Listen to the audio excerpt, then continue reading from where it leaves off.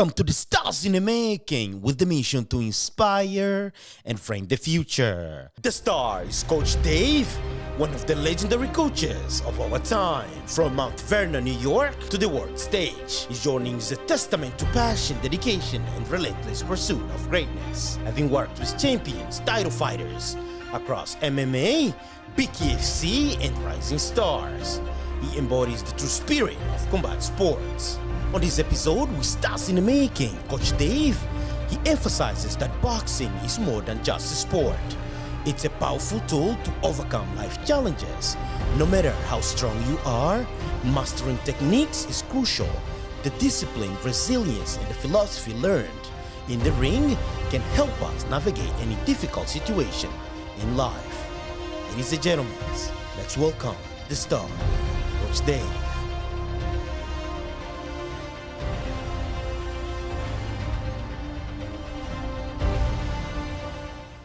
Hey guys, welcome to the Stars in the Making. As you guys heard the intro, I hope you like it, and we're here with the elite Coach Dave. I'm so glad, and please pay attention for everybody. Please, let's welcome the star. How you doing, Coach? Ricardo, thank you for taking the time out and having me on here in Stars in the Making. It's an honor. Thank you so much. Thank you. Coach, I've been seeing your work. Yeah. You are helping young stars, a lot of people, and you've been doing this for a very long time. That's why we're here today to talk to you. We appreciate you coming out here into Champs Boxing here. It's like I said, when you reached out to me, it's a big honor. I appreciate it. Thank you, thank you. So with that being said, let's welcome, I wanted to start into your intro. How do you started boxing? Boxing kind of finds people, and I was not a fighter, okay? I have 3 amateur fights. I never proclaimed to be a fighter, but the way boxing kind of found me is I was a baseball player my whole life through high school and college. And in the time I was growing up, we didn't have access to Planet Fitness, The Edge, all these high-line gyms. It was your local boxing gym that had some weights and stuff. So my dad had a friend who was a trainer, and for my conditioning, he would send me there. And, part of my conditioning was, hitting the bag, doing pad work, moving around, jumping rope, all exercises that you would see fighters do, and for the conditioning. Fast forward a little bit after college, I needed something other than playing ball to kind of challenge me. So back into the boxing gym. I was in Don Bosco Boxing in Port Chester, New York, with trainer late Jimmy Santangelo, who trained many high-level pros, and he was working with me. And he's like, maybe you should fight. I'm like, Jimmy, I'm a small white Italian-Irish kid with not a lot of talent. I said, I'm not gonna fight. And I was working a business. It's not that I didn't want to. I knew that I was not. I boxed because I liked it, not because I thought I was gonna be able to fight, because I did not have a lot of ability as a fighter. I gravitated to more gyms, around a lot of different coaches, learning styles, what they did, more about the game, from the inside. When I moved out of New York to Connecticut, I had met a fighter, Finelli Feliz Sr., who, he fast-tracked me in my boxing. He was a high-level pro. We ended up becoming friends, and I was able to work with him and learn the nuances of boxing, like an internship, right? From the ground up. And I was able to travel with him to camps with, high-level pros, different gyms across the country, worked fights with him out of the country. So I did my internship probably a little backwards than most people. I started at the professional level, where most guys start at the amateur level and work their way up. So I was able to see the game at the highest level and learn from a lot of different coaches, right? A lot of top level coaches. So in that time, we don't have phones like this, right? I had a BlackBerry, right? So I'm writing notes. If I'm on the road, I'm writing notes and books in my hotels and, whatever coach I'm working with. And that introduced me to boxing there. there was a time that, boxing wasn't in my life. When my children were younger, Yeah, and for also, some personal reasons. So you said your dad influenced you. My dad was a coach. He was a coach. He was a coach. A high school, college baseball coach, and he had a great personality as far as working with people and a lot of respect. So I actually went to school to be a teacher, which I eventually thought I was going to be in coaching at some point, but I didn't anticipate boxing as being that sport. But you talk about that. I had great mentors growing up. Great people around me that were coaches or teachers that I was able to learn from, different styles of what they did, what was effective for them. And I take that into a lot of what I do now, because coaching is learning every day. It's changing so much. That's right. And you have to know the individuals you're working with. That's exactly. When you talk about different styles, you learn a lot of different styles. So what is your technique? What is your style? So my style is, first of all, I like pressure fighters. Okay. What do you mean by that? I like guys who are going to be a little aggressive and put pressure on their opponents. To be a pressure fighter today, you need to be in shape. So somebody who's going to be able to go through what we lay out for them in conditioning and to be ready to go. Also, I like fighters that people overlook, that maybe so that we can kind of recreate them and bring them back up to the levels that we see, an underdog type of fighter. But I like a fighter who's gonna think out there, because it's tactical. It's just not we go out and beat everybody up. So I do like somebody who has a mindset of that this is a tactical game also. You could say chess, whatever, but we need thinkers out there. Boxing is a thinking man's sport. It's just not two barbarians out there beating the shit out of each other. That's right. So I like that, and I like guys with heart. If you got heart and you don't have a lot of skill, I'm gonna go with a guy who's got more heart than maybe skill. Wow, that's impressive. And talking about conditioning, like what is behind it? How is your techniques? So it's, when we're blessed here at Champs Boxing, right? We have a team. So when you're working with fighters, getting people ready to fight, whether an amateur level, professional level, it takes a village. It's not one individual, right? So we're a team-oriented group here. So we have a great team as coaches. We have a gentleman, Gareth McCluskey, who owns Farmer Strength Conditioning. He was in Costa Rica. He is now here in Danbury working with our fighters. So when it comes to conditioning, we break it down. Some fighters have to make weight. Some fighters don't have to make weight. Some are not in condition. Some are in good conditioning. So conditioning is a very important part of what we do. If we're getting you ready as a pro, our training can be 3 times a day. Okay? Wow. 6 days a week. That's very strict. So, somebody has to be in conditioning. If you're getting ready to fight and you're not in conditioning, well, our emphasis is, we'll sit down as a team with whoever the coaches are for that fighter. Gareth will be the conditioning coach. We'll sit down and we'll say, okay, this is what we need to do. Then we also have a network of nutritionists, recovery people, and we tie everybody together. So it becomes a team effort to get that individual ready to fight. And that's what a lot of people don't realize. People think it's just no, it's not. It's a village. It takes a village. It takes a village. And talking about nutrition, that's one of the main points. So let's talk about nutrition. So how can you prepare them to start nutrition? I can quasi pretty much can I condition a fighter? Yes. Can I help you with your nutrition? Yes. But we go to the source, right? So if someone's having an issue with their nutrition and their weight, we're gonna get a nutritionist involved. So I use a couple at a foundation in Brookfield, Joe and his wife, Suzanne. they handle, if I have a fighter and I say, look, I'm having an issue here, they'll go through their thing with him, see what he needs, if he's got to cut weight, if he's got to add protein, whatever it is, it's all a breakdown. Then we get the breakdown. Fighters who are cutting weight, we have to watch what they eat.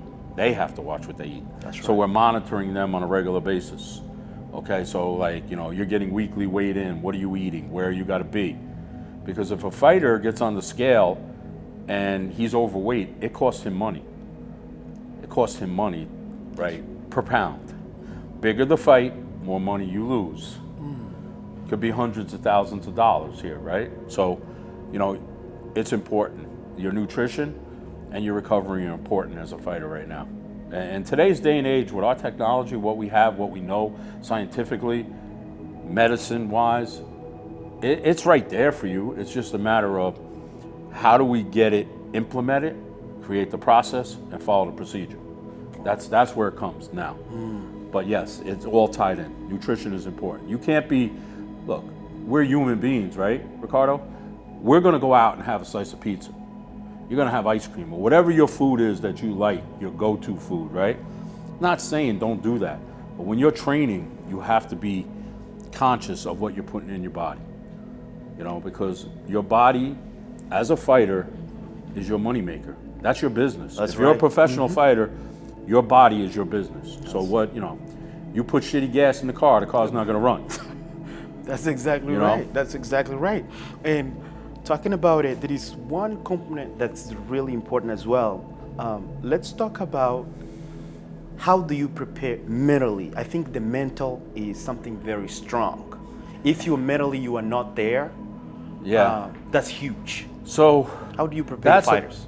That's a tough question, right? Because as coaches, right, you're playing for me, when I'm working with a fighter, I work very close. So I have one fighter that for 5 fights lived with me.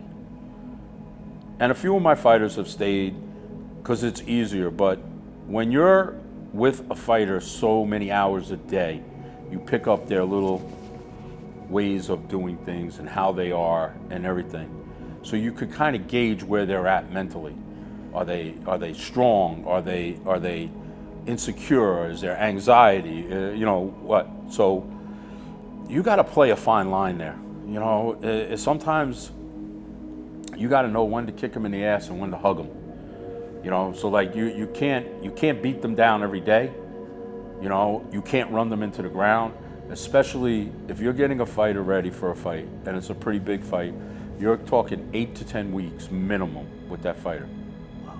You put somebody with 8 to 10 weeks maybe away from his family, his wife, his girlfriend, his kids, whatever, his life.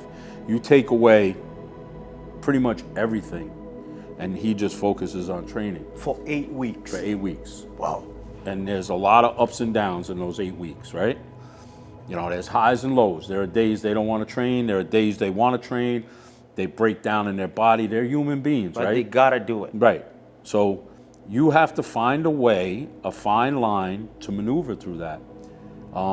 It's hard at times because as a coach, you're seeing like, look, coaches are preparing fighters to go to battle. It's not a joke when we take somebody to a fight. It's not. This is real, okay? You can get killed in there. You can get hurt in there, more so than in other sports. You don't think of it all the time, but it's in the back of your mind. I need to prepare you properly. If I feel I didn't prepare you properly and you fail, that's my fault. You know what I'm saying? But if I know that I'm gonna prepare you properly and you buy into what I'm bringing, man, we got some bond at that point. Then we know we can go through anything. We can go through anything together, all right? But you gotta buy into me and I gotta buy into you. So, there's a lot of play in the mental preparation here of this, So wow. You gotta wear, I think what it is, Ricardo, you gotta wear a lot of hats, because with fighters, you're their friend, you're their coach, you're a lot of things to them.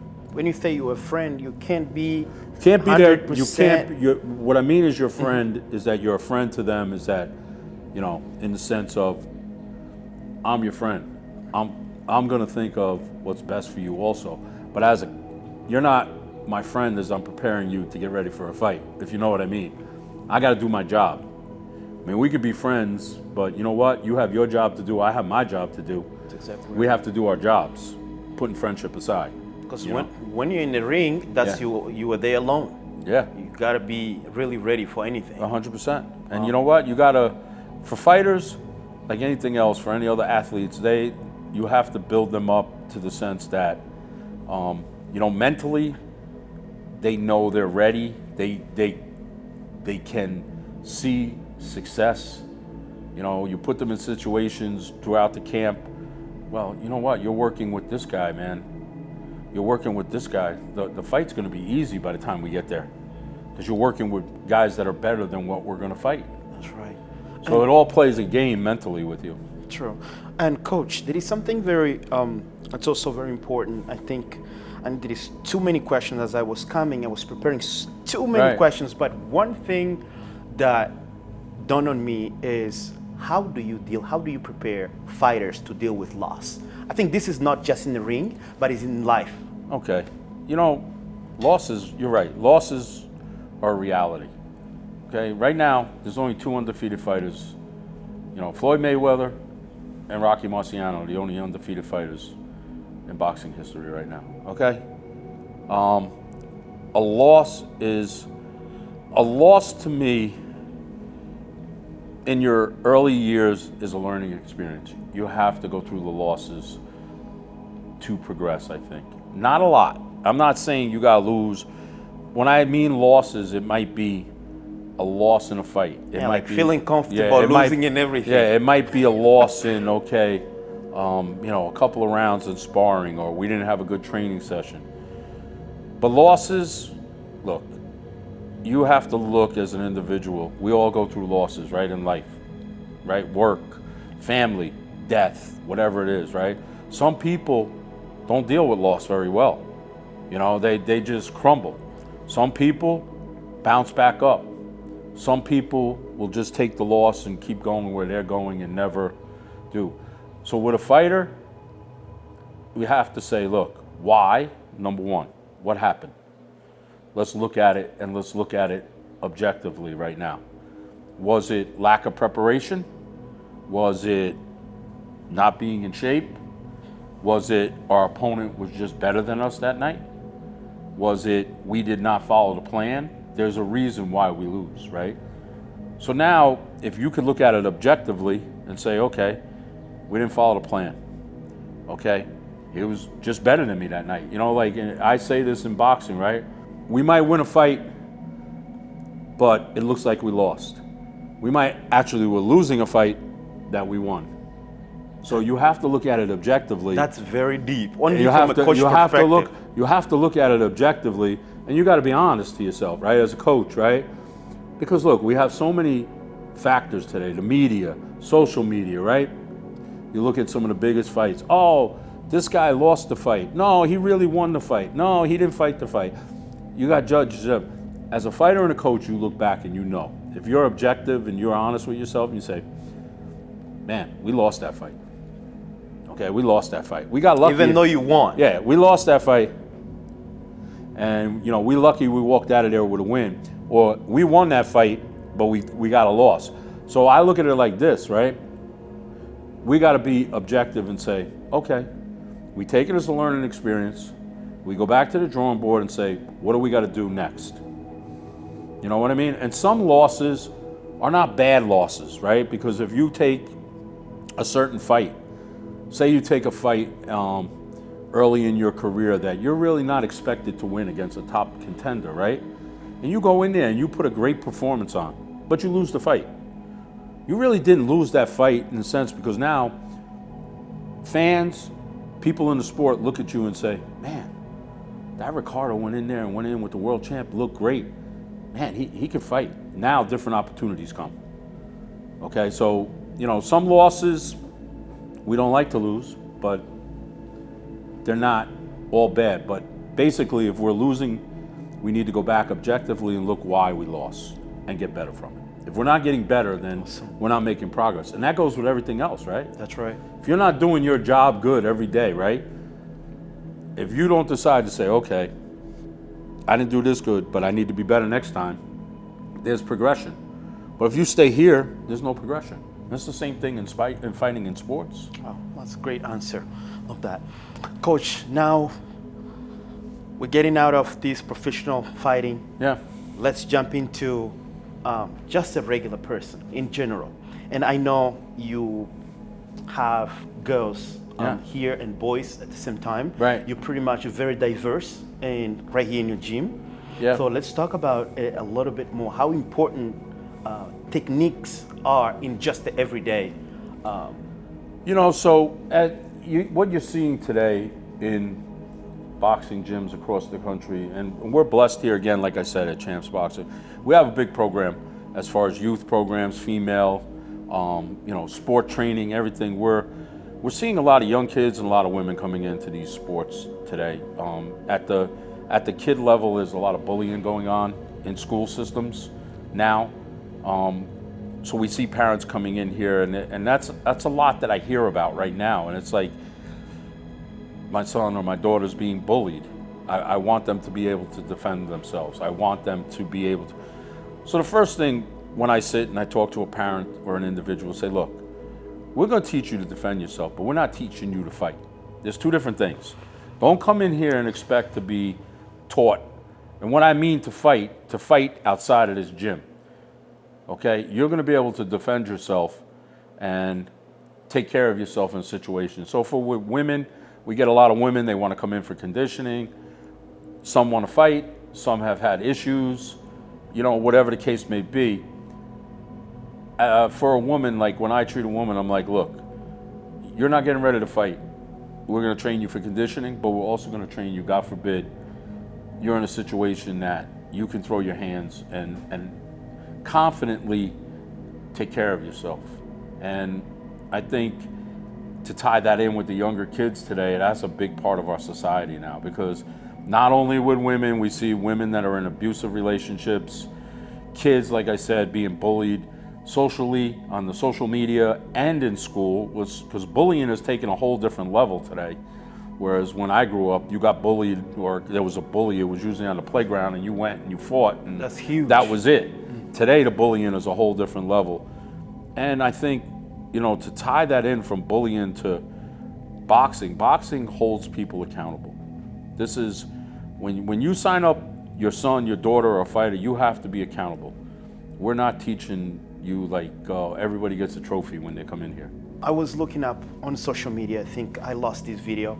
I saw this guy, I think they were on a road range, like I think some country in Asia, where the guy was coming and was getting slapped and everything, jumped, and he was just looking on the ground. He took the phone, he's trying to call, I don't know if he's calling the cops or the girlfriend actually, she was trying to fight a little bit, the guy, and the guy, he was like behind the girl, like trying to hide, looking for a phone. I say, dog, this is the time for you to protect yourself. The guy is hitting you. So I was like, this is very important. As a regular person, you should have a little bit of techniques in order to defend yourself. That's what you just saying right now. I think it's important because, society has changed a lot out there. There is a lot of stuff going on. There's crazy people. Yeah, you should be aware of your environment and what's around you, so you can get out of a situation or maybe diffuse a situation depending on how skilled you are, but not to become a victim. That's right. I always say, at least doesn't matter if you're a CEO or you are the founder of what, you gotta know how to protect yourself. No, like we are not saying that you should go out there, fighting, looking for fight, but it's just to defend yourself, protect yourself. And the other side of that, Ricardo, is you just said about, you come into the boxing gym, right? Any boxing gym, walk into any boxing gym, and you're gonna see a diversification of people. You're gonna see maybe a CEO of a company, a lawyer, a doctor, a school teacher, your everyday people, kids. The boxing community is such a good community where people are looking to uplift people. Boxing, I think, still gets a bad rap, but you know what? It is something that builds confidence, builds camaraderie, you know, great relationships, you know, friendships that last forever, whether you're a fighter or not. That's correct. Coach, I love this episode so much. I think we touched into very important topics. It's like for overall out there, what do you recommend for someone to start any techniques, like just for one who is starting, someone who is beginning boxing? As a beginning fighter? As a beginning fighter, any techniques like just to protect yourself? So I think, honestly, you need to be in shape. So at some point, you cannot step in the ring or you cannot do work on the bag without being in some sort of shape. So, you know, and fundamentals. Boxing has not changed the fundamentals over the years. Fighters have changed. There are some techniques that have changed. There are styles that have changed. Technology has changed. We're bigger, faster, stronger today. But the basic techniques of boxing, throwing your jab, throwing your right hand, throwing your hook, your footwork has not changed. So I mean, if the first thing, if you know you're coming in, you need to be able to jump rope. You need to understand what shadow boxing is, and then you need to understand the jab. If you can jab, throwing some combinations. Well, not even to get to the combination jab, Ricardo. You know what? Your jab will get you to every other combination. So once you start your jab and you get your jab and your proper footwork down, then we can incorporate your right hand. Then we can incorporate your hook. Then the jab sets it all up. And that's the one thing with boxing, that because people don't have patience today. People want to see instant gratification, right? They want to be able to say, okay, how come I'm not progressing so fast? Well, boxing takes time. How much are you putting into it? Or if you're coming once a week, okay, you're a once a week guy. But if you're coming every day and you start working, you have to build. It's like I say like this, you got to build the foundation. If you can build the foundation strong, as we start to go up, we're not going to crack. But if that foundation is weak, not going to make it. Yeah. Wow, that's amazing. And overall advice that you want to send to someone out there? As far as what we talk about boxing or life. Well, boxing is life, right? Boxing to me is life, all right? And what I mean like that is, all right, in life, when we talked about this, right? There are ups and downs. Everybody goes through some ups and downs in life. And that's the same thing in boxing. There are days, whether you're a fighter or you're not a fighter, you don't want to come to the gym and you don't want to work out. You're tired. You know, you're feeling a little hurt. You're whatever the case may be. But you got to get up, right? You got to get up every day. We got to get up as adults and go to work. We got to get up as parents to take care of our children. We got to get up as kids to go to school, to do the things that we don't want to do, okay? You keep getting up no matter what. If you keep getting up, eventually good things are going to happen. Something is going to happen. But if you lay down and you stop and you let losses or I can't do it or people say, oh, you're no good or you're this, if you let those influences get to you and you stay down, you're always going to be down. You know, so for me my thing is just tell me I can't do it. Because if you tell me I can't do it, you just lit a fire and I'm gonna prove you wrong. You know, and I know Dana White has talked like this, and if you see some of his clips, and I take it from him, but that's how I was growing up, because I was not a very good athlete. If you counted me out, count me out, no problem. I went and did something on my own, and then like, oh man, look at him, he got better. I'll be back. And I think that's the attitude people gotta have today. Wow, that's amazing, Coach. Coach, I don't want to forget about this. I see your passion that you do have with everything that you do as, you know, training people and all diverse, as we already talked about. And you said you have daughters that they do boxing, right? Well, not so much now. They're grown up. So my younger daughter. But they trained. Yeah, they've trained. My older daughter's doing kickboxing now on her own, and she's enjoying it. My younger daughter would train because she was a lacrosse player in college. She wouldn't train with me.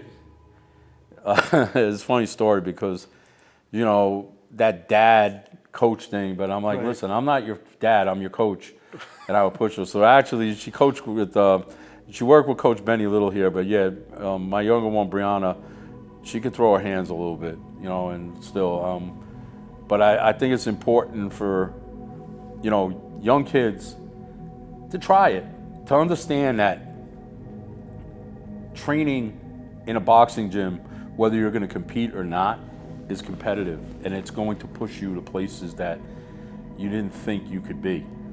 That's awesome. So, Coach, again, I wanted to talk a little bit about your podcast. Okay. Yeah. So you have a podcast going on, and how can we find you? We're just gonna wrap it up. Sure. So my podcast, like we talked, is something that just evolved, and I thank my guys at Creative Evolution, Ian Bick and Matt Cronin, for believing in me and helping me to get to where I am today, and all the work that they put in behind the scenes. It was something that just started. It is now taken a life. It is called Coach's Corner. I do an episode every Sunday night at 7 p.m. on YouTube. You can go to Coach Dave CT on YouTube, and Coach's Corner, you'll see it every Sunday night. I'm putting clips out on Instagram. I'm Coach Dave at Champs Boxing. Same as on TikTok. You'll see my drops out there for that. I mean, for me, the podcast is a way to showcase not only fighters, but people who are overcoming stuff in life. You know, whether they're, you know, and a lot of the people are tied to boxing at some level with us, whether they trained, they are fighters, you know, doctors, lawyers, whatever the case, that have been involved, and they all have some connection to boxing. But I also like to have people who are underdogs in life to tell a story on it. So, you know, we appreciate it. All our fans out there, everybody subscribing to us. It's been a pretty good ride so far with it, and we'll see where it could go, Ricardo. That's amazing, and that's the main reason we had to come all the way here, because of what you do, how likable you are. Yeah, I appreciate you guys. We literally, this is the first time, guys, we met, and how likable Coach Dave is, and I think you guys should follow his page, follow everywhere, and also people can touch base with you on social media. You can touch base on me on social media. If they want something, advice, you know, you have a question, people for guests, absolutely. Feel free to hit me up on Instagram, TikTok, YouTube, and we can chat a little bit and see what everybody needs. I'm very receptive to that. You know, I just appreciate you guys coming down here, spending the time. It means a lot to get us out there and talk about it. And then everybody who's been supportive of us, especially me, you know, and I couldn't do it without, you know, AJ Galante, the owner of Champs Boxing. I would not be sitting here today. You know, he is so supportive in so many ways behind the scenes here for us, and all the other coaches here that we work together with. Our team is just outstanding. I don't want to miss anybody, but we have a great team here at Champs Boxing, and I couldn't be sitting up here without them also. Wow, that's amazing. Thank you so much, Coach. For being with us in Stars in the Making. Yeah. And that's pretty much what we do. We love underdog story. The main reason we came here. We really appreciate you. I appreciate you guys. Thank you so much. All right, guys. Now you got it. All techniques, advice from elite coach Dave. Please, if you want to get in touch base, you can go on Instagram, TikTok, as you already said. And yeah, for today, I think we're all set. Please keep fighting hard for your dreams. Never, ever, ever give up. Again, doesn't matter if you're a lawyer, you are a doctor, or whatever the case may be. You need to learn these techniques. For the worst case scenario, you need to protect yourself. All right, my name is Ricardo, and we out.